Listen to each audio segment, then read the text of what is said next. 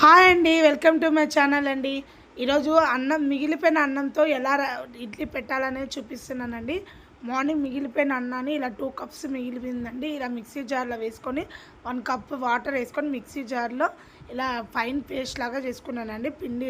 పిండిలాగా. ఇది 1 కప్ సోజీ రవ్వ అండి. ముందుగా స్టవ్ ఆన్ చేసి ప్యాన్ పెట్టుకొని ఆ రవ్వ వేసుకొని లైట్గా వేయించుకోవాలండి, ఆయిల్ లేకుండా.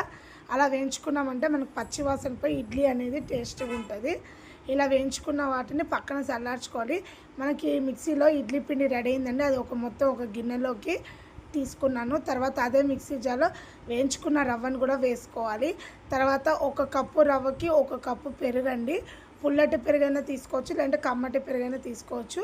నేను ఇక్కడ కమ్మటి పెరుగు తీసుకున్నాను. కొద్దిగా వాటర్ వేసి మిక్సీ జార్లో మిక్సీ పట్టానండి.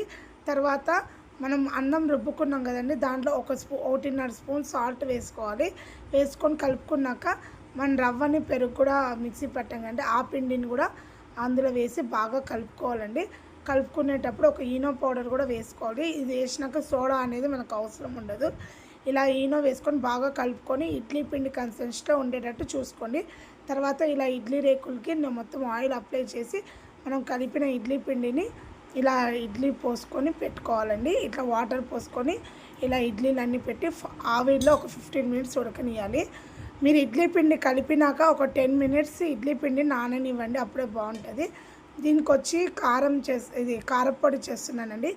తెల్లగడ్డలు, ఎండుమిరపకాయలు, చింతపండు, ఉప్పు అండి.